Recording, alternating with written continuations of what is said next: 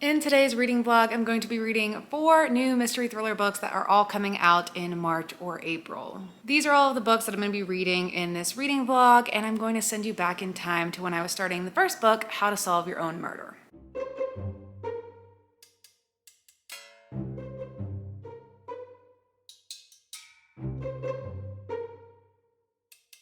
I am 17% of the way into How to Solve Your Own Murder, and so far I am really enjoying it. It's wonderful. It's a classic mystery setup that I just feel like I'm really going to enjoy. This was marketed for fans of Knives Out and the Thursday Murder Club, which I'm a big fan of Knives Out. I've got to give the Thursday Murder Club another go at some point.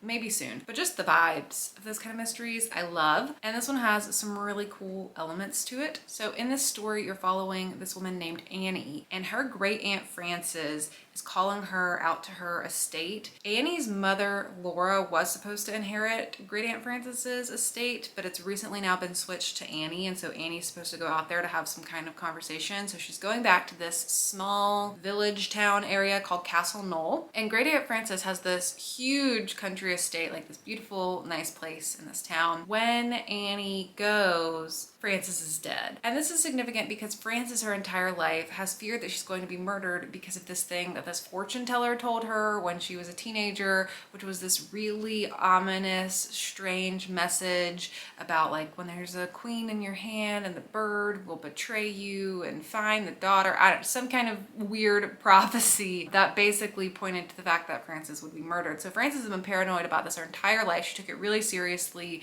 She's been trying to get ahead of it to solve the riddle, to figure out why or who was going to murder her, and now she is dead. So Annie is coming into this town, and I guess she's going to play detective and solve what happened. So far, 17% of the way through, we've just found Frances dead, and we just saw a potential cause for how she ended up dead, which points to murder versus natural causes. I actually just saw this thing that Dutton Books posted on Instagram the other day where they were promoting this book, and they posted these little images of all of the main suspects in the story. So I thought that would be cool to look at. There are a lot of characters in the story. I've been taking a lot of notes, and there's sometimes characters who come up and you can't tell if they're significant or not. So I'm just noting down everyone, but I feel like the characters that Dutton is pointing to are probably our main suspects. So there is the nephew. Saxon Gravesdown is a coroner who enjoys spying on people, playing chess, and generally being a silver fox. The lawyer, Walter Gordon, is the local solicitor and an old friend of Frances's. He's also the executor of her will, which stipulates that her murder must be solved in order to claim her fortune.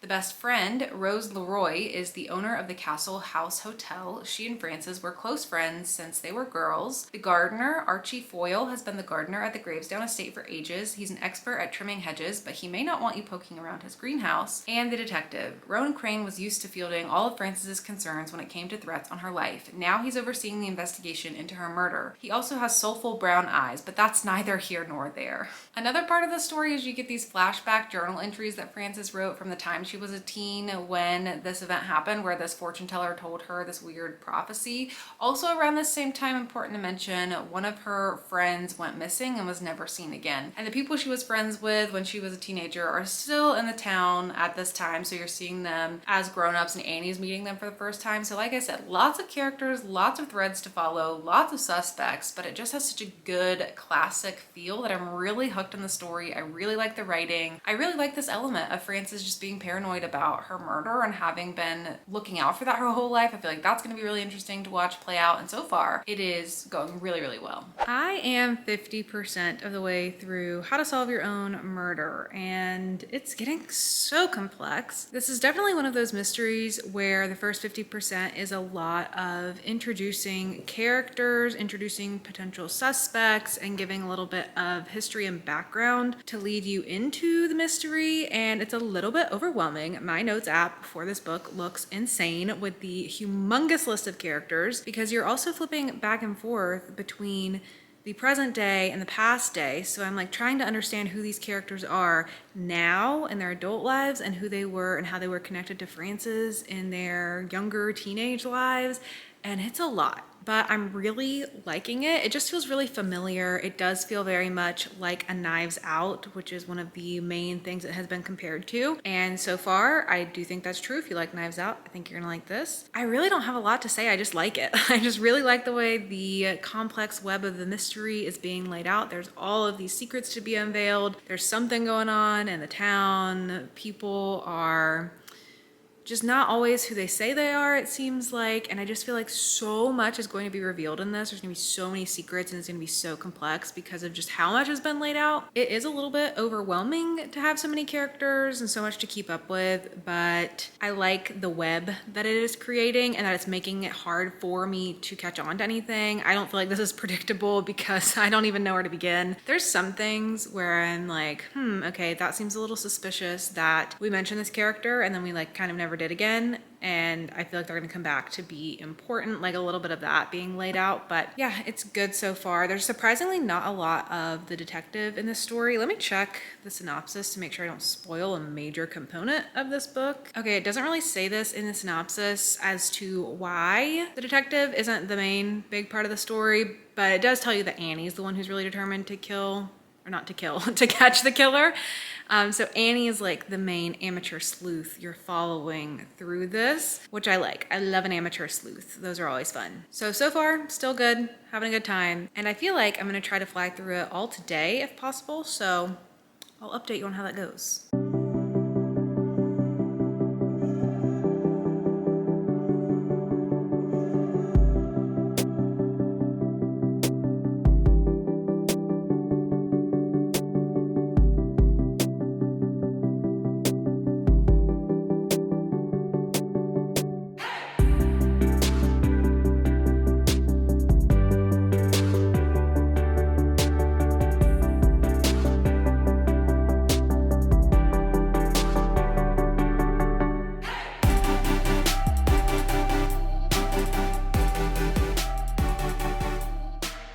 I just finished How to Solve Your Own Murder and I really liked it. I think it was just exactly what it wanted to be. It was a very well-crafted mystery. It was complex, surprising, and just the right amount of cozy. I heard Mara from Books Like Whoa talking about this book. She recently read it and enjoyed it as well, and she said that she found it to be really cozy but not cutesy, and I feel like that's the perfect way to describe this book, because when I hear like cozy mystery, I'm expecting a level of like extra humor or these kind of caricature type of people. Like I think of Vera Wong's Unsolicited Advice for Murderers, and Vera Wong is a over-the-top kind of character. And in this book, Great Aunt Frances is also sort of over the top because she lives her entire life worried that she's going to be murdered because of this fortune she receives as a teenager from a fortune teller. But that's the most like over the top sort of thing in this, and she is dead at the beginning of the book, so you're not spending a lot of time with her being over the top. So it does feel like a cozy story because it feels like this classic murder mystery, but it's not cutesy, and I really like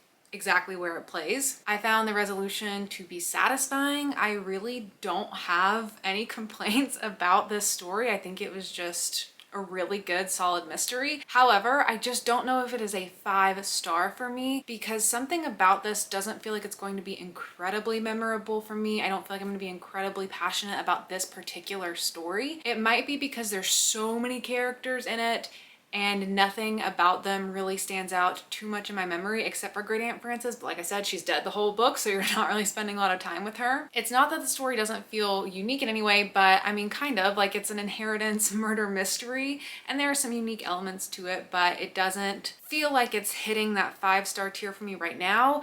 It might be something that kind of sticks in my mind. Sometimes I rate a book a certain way and then months pass and I'm still thinking about it, so I kind of boost it up based on that. But right now, I'm giving it a 4.5. And I almost never give 4.5s, but it does feel like it's more than a 4, but it doesn't feel like it's quite a 5. But that's a great rating. I had a great time with this book. I really recommend it if you like mysteries, and especially if you like things like Knives Out. So that's it for this book, and now I'm ready to jump into the next one.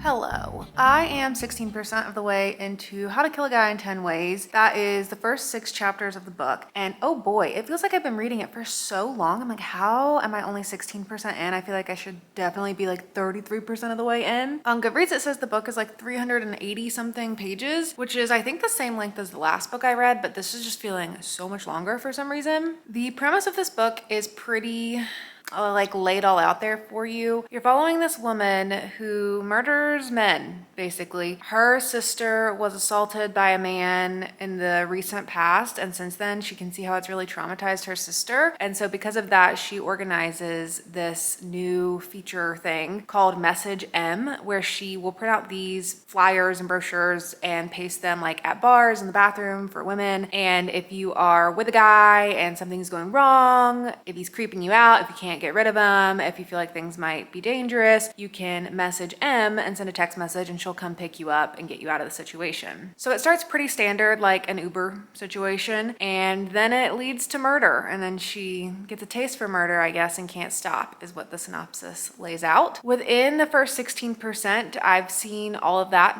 through. We've gotten the background on her sister, the service she does, and how she ends up committing her first murder. And for some reason, I cannot get into this book. I don't know why. That premise does intrigue me. The writing style's not bad, but I don't know, like, it's definitely over the top the way it's written. She is more of a caricature. She's an unlikable main character. I like those things. I like over the top books. I like these types of characters typically. Part of it is just that it's reminding me so much of the movie Promising Young Woman. And I just feel like it's hard for me to be intrigued because I know what's happening and where it's going to go. There doesn't feel like there's a lot of mystery to it, and I'm just struggling to get into it. So I was looking at reviews and I saw someone say a very similar thing, that they had a really hard time getting into this in the beginning, but once they got past about the 30% mark, they got more pulled into the story. And so I was really trying to get to that 30% mark to give it a good shot, but I'm just not like wanting to pick it up. So I do think this one's gonna be a DNF for me. I can't really imagine myself picking this book back up unless it somehow ended up in like the Goodreads Choice Awards or something at the end of the year, and then I'd probably go back to it if people were loving it and if it became really popular. But for now, I'm just not intrigued and I don't want to push myself, and I haven't DNF'd a book in a while, and I don't want to lose that role I was on of being really good about putting books down when I wasn't as interested in them. So this one is going to be a DNF. Unfortunately, it's just not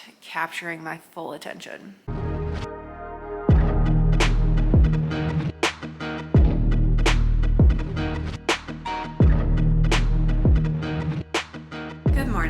I'm a little out of breath because I'm literally about to run out the door to go to the airport because I've got to go catch a flight. But I did want to give an initial update on the Sleepwalkers before I get on the flight, because I'm like, what if I finished the whole book on the plane or before I talk to you again? We've got to give a first impression. I got about 33% of the way into this book last night. I was just reading it from the beginning and I really got into it. It's really readable. There are no chapters from what I can tell so far. I'm reading it on my Kindle. I just got a new Kindle. I'm very excited about it. It is fully packed away right now, so I can't show it to you now, but I will show it to you later if I remember. And it was like having a new toy. I was just like, I could read this whole book right now, but I needed to go to sleep so I could wake up today to get on a flight. Anyway, The Sleepwalkers. The synopsis of this book gives away a lot about what happens. So this is a book where I'd recommend not really reading the synopsis. All you really need to know is that it's following this couple on their honeymoon, and they're on this vacation in Greece. And previously in the same location, there was a couple who died. They like walked into the ocean, and they're called the Sleepwalkers because the husband was sleepwalking, walked into the ocean, and the wife loved him so much she followed him right into the ocean and they died together. That's the history of the place. Where they're staying now, at this villa, the married couple who's visiting is staying. The owner of that resort, Isabella, ended up writing a story about the Sleepwalkers that she's trying to sell, and they're having some interactions and things go awry on this honeymoon. That is the right amount of information I feel like you need to get into this book, because the way the story is written, if you know everything laid out in the synopsis, you might end up being bored. I did not read the synopsis. I started reading the book. I got to the 33% mark, and then I was like, let me check out the synopsis. And I started reading the synopsis, and I got to a point where I stopped reading it because I was like, oh, I don't want to know even that, because I need the surprises to keep me interested in the book. The way it's written is mostly in second person, maybe entirely in second person at this point. It is written so far as a letter that the wife is writing to her husband, and she's writing this at the end of the story where she's like, things went wrong between us and I'm gonna kind of lay it all out there from my POV as to what went wrong and why I'm leaving you. And you're like, oh my God, she's leaving him? Like, this is their honeymoon. They literally just got married. What has happened here? And I think it's such a good story device because you're not getting too much information. Like, you're getting just the amount of information that woman wants to share in that moment as she's processing all these things that have happened. So sometimes there's like a little bit of her reminiscing on something that happened in their past and their historical context together, but it's mostly talking about like what has happened on this trip so far, which is working really well. Because if it would be like a typical narrative and then we were getting pulled into these flashbacks and it was like part in the past, part now, that would break up the story a little differently. I really like the way it's laid out so far. It creates this really ominous sense of like what went wrong on this honeymoon that you are prepared to leave your new husband. And you barely can even get any context about them and their situation. And like you start to get little tiny pieces of information into like how they met, how they got together, how that creates a weird dynamic between them. And I really like it because you're just like slowly pulling back the curtain on this marriage. But it's really slow. It's very slow. And the writing style is kind of weird because of that. And so I feel like this isn't gonna work for everyone. But if this sounds intriguing to you, it's good so far. I'll definitely, let you know by the end how I feel once the book is done. I did see this also was compared to Patricia Highsmith, which I've never read from Patricia Highsmith before, but I read so many books that get compared to Patricia Highsmith that I enjoy that I really just need to go read Patricia Highsmith. Like, this is reminding me of Who is Maud Dixon, and that book often gets compared to Patricia Highsmith. The writing style of that is really similar to this one. Like, it really reminds me tonally of that book. It also kind of reminds me of White Lotus, the show, because they're on this vacation in Greece. It's a newlywed couple and things are just slightly weird. And the wife has this just like really interesting POV. It's just like funny, kind of like it's darkly humorous in some moments when she's recounting these experiences and these things that have frustrated her about her husband. And she's particularly starting to get weird vibes about Isabella, who owns this villa that they're at, and the way she's interacting with her husband. And she's getting kind of insecure and jealous about it.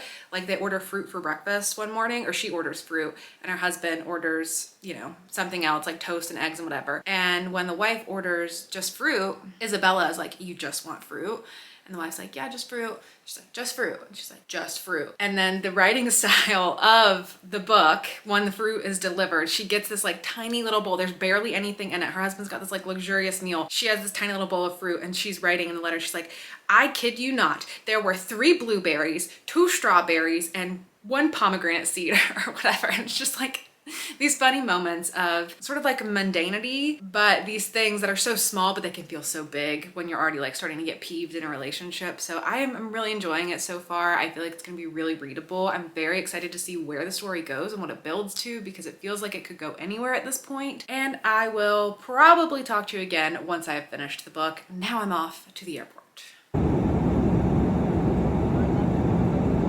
I am back from my trip and I did finish the Sleepwalkers, and I also sort of lost my voice from talking so much and so loudly over loud music. My energy level is low. My voice level is low. It was a lot of socializing. It was a good trip. I ended up finishing the Sleepwalkers. I got really far on the plane and then I finished it like my first night there. So it's been a couple of days since I finished it, but I really enjoyed this one. I'm giving it a 4-star, and it's kind of weird. I just don't know what journey this book is going to have. I can't tell if this will be a popular book or if it will be one of those like under the radar types of books.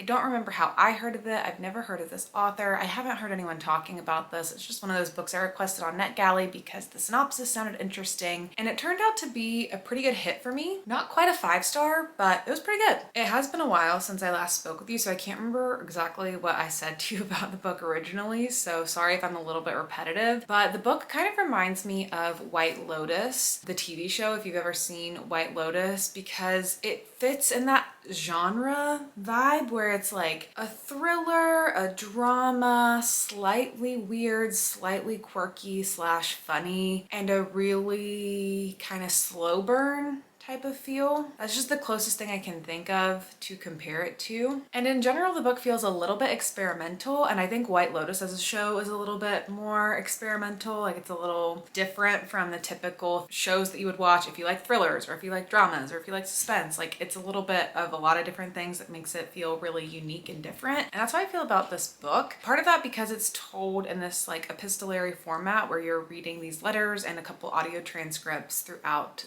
the story. And I think that would have been a little more clear off the bat for me probably if I was reading this as a physical copy. Reading the ebook initially on the very first page, it says like 1, 2, 3, 4, 5, and it'll say like a letter torn at the seams, a letter slightly burned with like blue ink on it, like those sorts of things. It's like a list of artifacts that you're going through in the book. And I couldn't tell if that was like the table of contents of what we were going to read, or honestly, it was just really weird, especially when you're reading an arc. Sometimes you're like, is this like the final format of what should even be here? Is this just like, you know, you don't always know what you're looking at exactly. So I was a little bit confused in the beginning and I wasn't sure what the vibe would be for the structure of the story. And if I actually had a book I could flip through, I probably would have been able to like look forward and see what it actually was. So I'm curious to see the final format when this is actually fully published and out. I'll probably go flip through it in a bookstore or something just to see, especially if they do anything cool with like the design of the book. I feel like they could do some like burned edges and things like that, especially when there's pieces of letters missing, because that happens quite a bit in here. Is there's certain parts that are redacted or missing because it's just like a stack of documents where like some papers flew out and, you know, someone tore a certain part out. So I think that could be really cool in its final print. So I hope they do cool stuff with that. But in general, I think this is for you if you like thriller, suspense, and slow burn, but you're kind of sick of the typical format and the typical formula that you're reading a lot of the time. If you have a lot of patience with something, if you're someone who kind of likes the story to not lay itself fully out for you, like for you to have to form your own opinions on things and to piece things together. It also kind of reminds me of Paul Tremblay's writing in that way. I love Paul Tremblay's stuff, but I know it's like a hit or miss thing for readers. And Paul Tremblay is not always writing the most conventional way, you know, like he's a little bit more experimental in his form and structure. So this isn't a horror book, but if you like Paul Tremblay's writing and you like thriller, suspense, slow burns, then maybe this would also be something you like. But I don't know. I feel like this could be a book that I never see anyone read or pick up, or it could be one of those random books that gets pretty popular. I have absolutely no idea. So I'm interested to see what kind of journey it's going to have, but I had a good time with it. I'm glad I read it. I think it was fun and bold and a little bit different from what I typically read. And I would definitely check out more from this author. Again, I don't know if they've written anything in the past. I have looked into them 0% at this point, so I'm gonna have to investigate that a little bit, but definitely an author that I would read again. And another reason I really need to read Patricia Highsmith.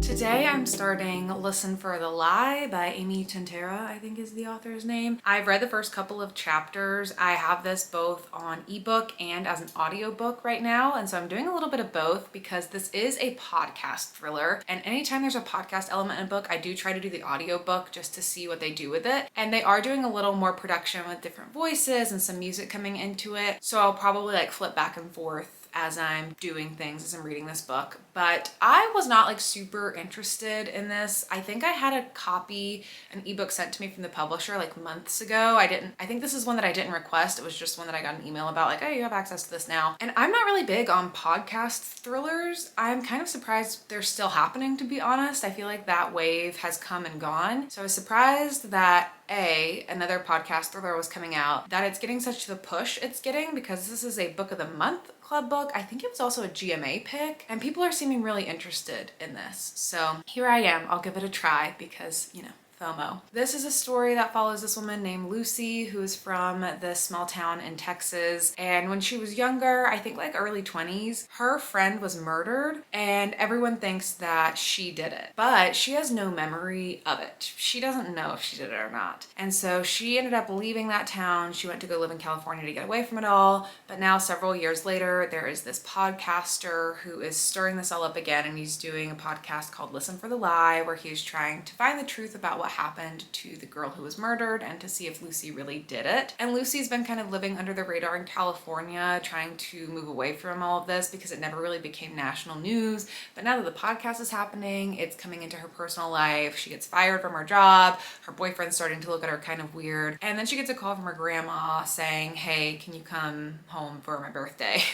So she decides to go back to her Texas town for a week for her grandma's 80th birthday. And this is all happening at the same time that this podcast is coming out. And I guess she's going to try to remember what actually happened and be faced with some extra drama now that this podcast is happening. Like I said, I'm only a couple chapters in, so I haven't gotten super far in the story, but the writing style definitely surprised me. It's written in a more chatty kind of way than I thought. There's a certain tone that a lot of typical thrillers, like commercial thrillers, have, a certain writing style that they have, especially like book of the month picks. They all kind of start to sound the same. There's like a writing that I'm expecting, and this is not that. It's like more conversational, and it kind of reminds me of the way romance books are written. So in general, that kind of threw me off, and I'm not loving that. I'm not hating it. I'm just like getting used to it at this point. And another interesting thing about our main character Lucy is she envisions murdering people like all the time. She is constantly like looking at someone in the grocery store holding a squash and thinking about what it would be like to take that squash and beat them over the head with it. So she's in therapy for that, and that may also be associated with her potentially being a murderer. She doesn't know. She's like, I don't know, maybe I did kill that girl. I honestly cannot remember. So it has an interesting like casualness to it. It makes it really easy to read. I feel like it's gonna be a really fast read. I'm gonna try to get through as much of it as I can today because I'm a little bit behind on my reading for the month because of this trip I went on, so I'm trying to catch back up. But so far, I'm actually liking it a little bit more than I expected. I thought I would be like, oh my God, it's another podcast story. It's another girl can't remember what happened story. It's another girl is coming back to her hometown and everyone thinks she's a killer story. Like it sounded like it was gonna be like a Kate Alice Marshall book, which I have not had the best experience with, but it's not really bothering me yet. I'm like interested in it. I'm actually intrigued, and I feel like it's gonna read really fast. So that's a first impression. I'll let you know when I get a little further in the book how I'm feeling on things. I am now 50% through Listen for the Lie. This book is flying by.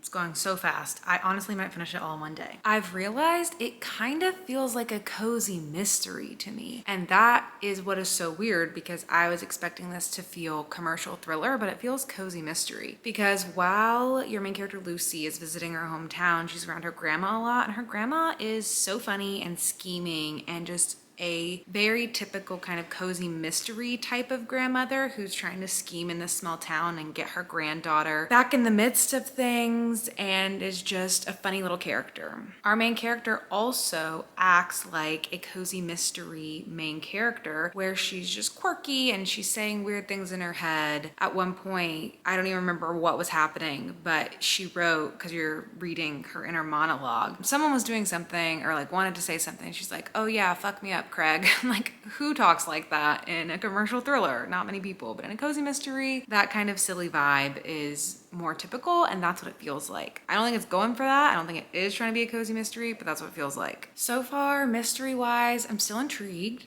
There's been some interesting reveals that are coming earlier than I was expecting. Around like 40% things kind of start picking up. There was some things that I was really starting to see as really obvious, and then it was revealed. So I was like, okay, thank God that was revealed, because if that was supposed to be a twist that comes at like 70%, I was gonna be really disappointed. But there's also been some things that I didn't fully see coming, and I think we have a good list of potential suspects. Several people seem suspicious, several people have motives, and clearly everyone's not telling the truth. So I'm interested, it's going well. I can't say I'm loving it, but I don't know. I mean, it's on a track where it could be a 4-star if it goes well in the second half, or if it has some kind of mind-blowing twist that blows me away, maybe it could be a 5. I'm just still so thrown off by the overall vibe of the book. So I think I'm gonna have to remove that. Like, I'm gonna have to unmuddy the water of my expectations of what I thought this was going to be and just act like I never had any assumption about what it would be and see how I feel about the story going that way.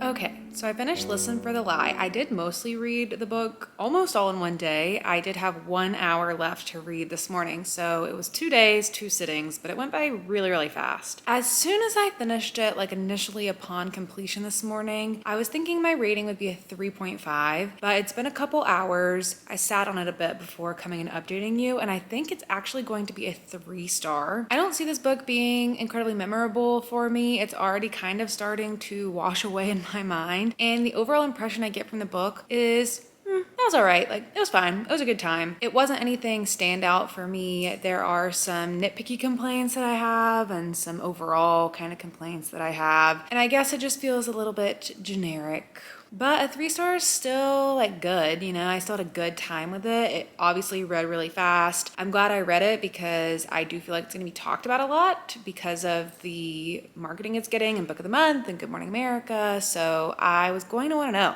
you know, I was going to want to read it eventually anyway. So I'm glad I went ahead and knocked it out. I do think if you are an avid thriller reader, if you've read like 15 podcast stories, this is probably not going to be anything special for you. If you're just looking for being involved in a conversation and you want to read it along with others, I don't think you're going to hate it. Like, I think you'll have a pretty similar experience to me, at least, of being like, yeah, that was fine. I mean, it was a good time. It read fast. And earlier in the book, I was enjoying it a bit more. I know when I started, I said it was giving 4-star energy, and it did just kind of decline in the second half. I think for me, what I'm looking for in a thriller is not what this book delivered. This book does give more mystery vibes, which is fine. I've been really into mysteries this year. But when I'm going and expecting it to be a thriller, or even when I'm expecting it to be a mystery, something I am looking for is a really active main character who's very actively trying to solve the mystery. In this book, the main character, while she is driven to find the truth as she's coming back to this small town, she is not personally doing a lot of the solving and investigating and trying to figure out what went on. Really, what's driving the story forward and the mystery forward is the podcast segments that you get throughout chapters. So at the end of pretty much every chapter, you'll get a little segment of the podcast that the guy is recording, and it's him interviewing someone else in the town, and that's where more clues are coming out, that's where more details are coming out. That's what's really driving the story forward versus your main character being the one to drive the story forward. So I actually like the podcast segments because of that, but it does like affect my enjoyment of the story a little bit because that's not really what I'm looking for necessarily, or it creates like a disconnected sort of experience a little bit, because then I'm like, well, I'd rather just be reading the podcast and it be like found footage, because I'm not really getting a lot out of following this main character bumbling around the town, not really doing a ton. So that might be more personal to my experience of what I enjoy and what I don't enjoy as much.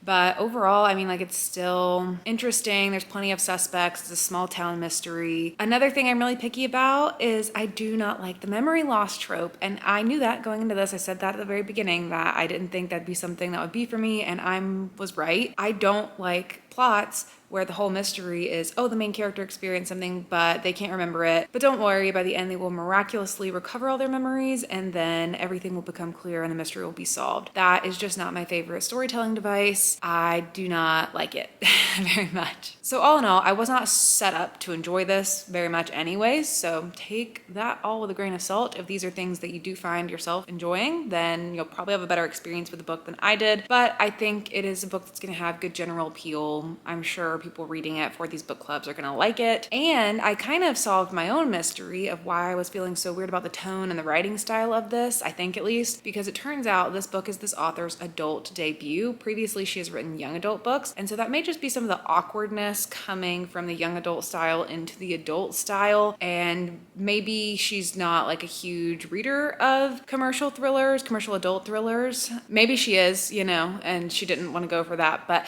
I think that kind of maybe explains some of the difference in writing style and tone from what I typically see in a commercial thriller. Maybe it's a little bit of the YA energy seeping in. Maybe it's just that she's not as familiar with the genre and what's typical of it. Maybe she is and she didn't want to be typical of it. I don't know. But that did kind of clear some things up for me at least, or give me a reason to think like, oh, maybe that's why it was a little bit strange. So that is a wrap for this reading vlog. I ended up getting through 4 books and I progressively enjoyed them less as I went along, but that is all right. I definitely recommend the first book I read in this vlog, How to Solve Your Own Murder. I think that's the best one I read. I think that's the most widely recommendable book that I read that I'd feel really good recommending, and I think people will have a lot of fun with that one. The Sleepwalkers, I definitely recommend to you if the way I talked about it sounded interesting to you, or if you're interested in giving something a little bit more experimental a try, but I don't see this being like a widely enjoyed one because of that, but I really had a good time with it. How to Kill a Guy in 10 Ways, that was a DNF for me, and so far it's gonna stay that way. I was actually thinking that while I was kind of critiquing the tone of Listen for the Lie and the way it was written and being a little weird. I was thinking back and I'm like, that's kind of how